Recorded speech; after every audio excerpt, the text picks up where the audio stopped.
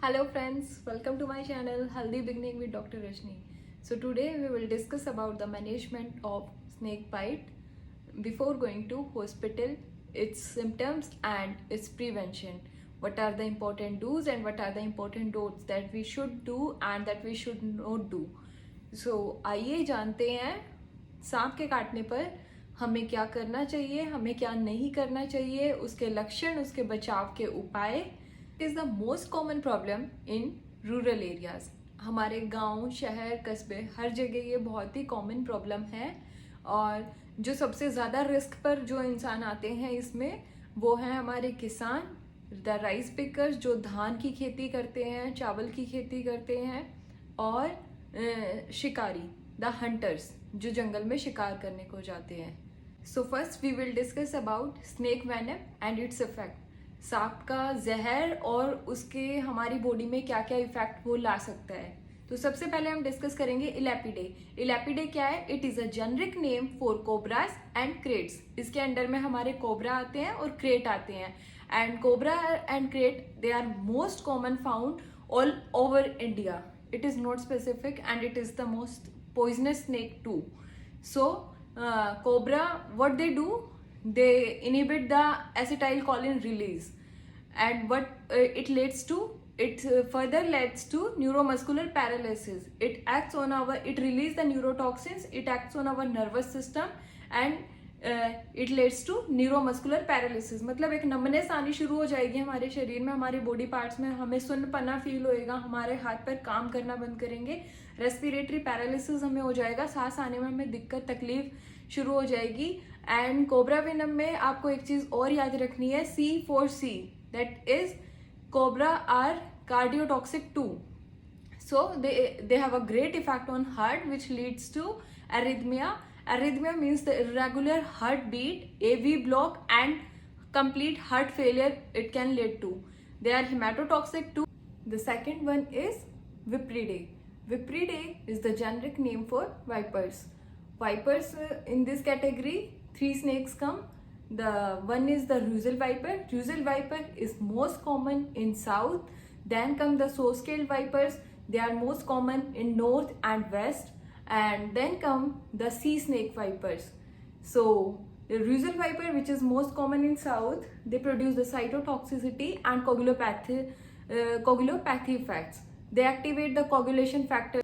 So its venom activate the coagulation factors activation, which further leads to fibrinolysis, thrombocytopenia and disseminated intravascular coagulation, which further leads to bleeding disorders. Then we come to the saw-scaled vipers, which are most common in north and west.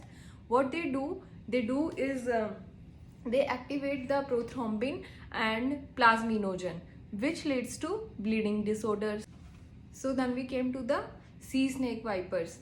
What they contain the neurotoxins and myotoxins. And what myotoxins leads to? मायोटॉक्सिन्स जो हमारी muscle पर जाकर effect करते हैं, muscle का necrosis कराएंगे, मतलब हमारी मसल को ख़त्म कराना स्टार्ट कर देंगे. हमारी मसल में सडनली एक वीकनेस आनी स्टार्ट हो जाएगी. मसल्स में हमारे जो मायोग्लोबिन नाम का जो सेल होता है जो ऑक्सीजन कैरी करके मसल में लेकर जाता है, ये उस पर इफेक्ट करेगी. मायोग्लोबिन यूरिया में कराएगी. लाइक हमारी यूरिन में मायोग्लोबिन की प्रेजेंस आएगी. जब हम यूरिन का एग्जामिनेशन करते हैं फर्दर हॉस्पिटल जाने पर, तो उसमें प्रेजेंस ऑफ मायोग्लोबिन हमें मिलेगा, रेड कलर का या एम्बर कलर का हमें यूरिन मिलेगा. Then it leads to hyperkalaemia and acute renal failure. मतलब it have a direct effect on our kidney and which can further lead to kidney damage also. We will discuss about the symptoms of snake bite. सांप के काटने के लक्षण. हमें कैसे पता चलेगा हमें सांप ने काटा है? सांप के काटने पर हमें क्या क्या लक्षण दिखाई देंगे? सबसे पहले तो हमें उसके दांतों के 2 निशान दिखाई देंगे जहां पर भी हाथ या पैर में वो हमें काट कर गया है. So 2 clear cut fang marks.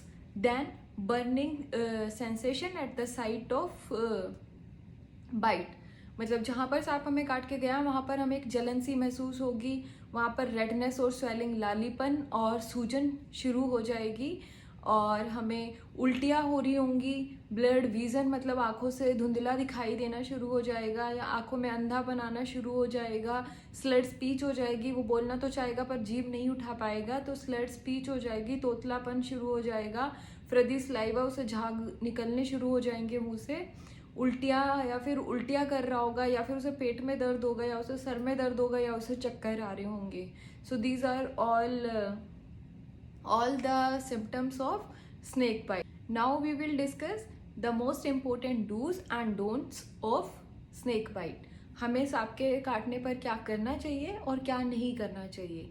सबसे पहले हमें क्या करना चाहिए, हमें जो हमारा स्नेक विक्टिम है जिसे सांप काट कर गया है उसे सबसे पहले हमें रिलैक्स करना है, क्योंकि अगर वो एंग्शियस हो जाएगा, एंजाइटी उसे हो जाएगी तो it will lead to increase his और her heart rate which further leads to the spread of venom in our body.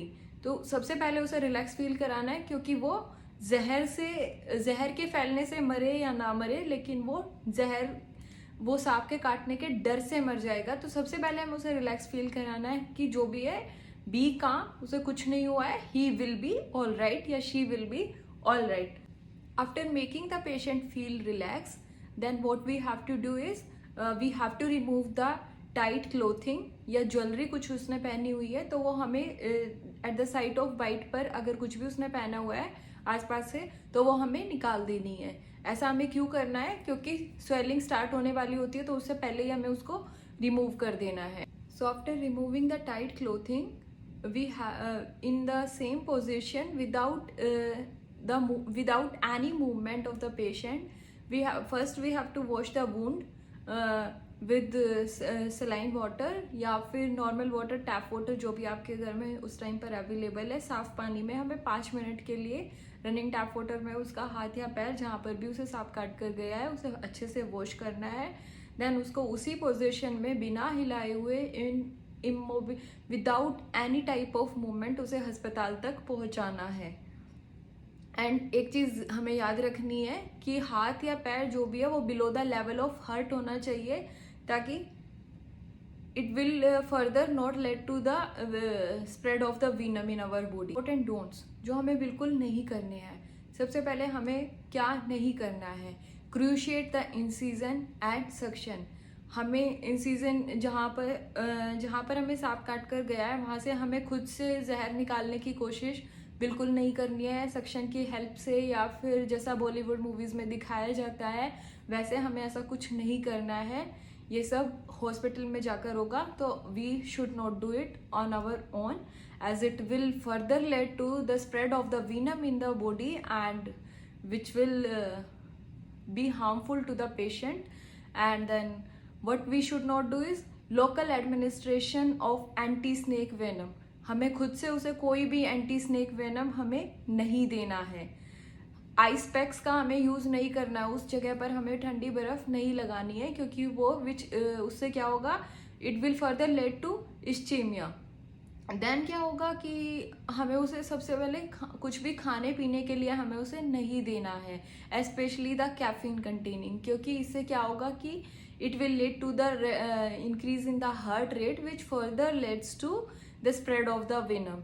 And the last and the most important is do not apply tourniquet.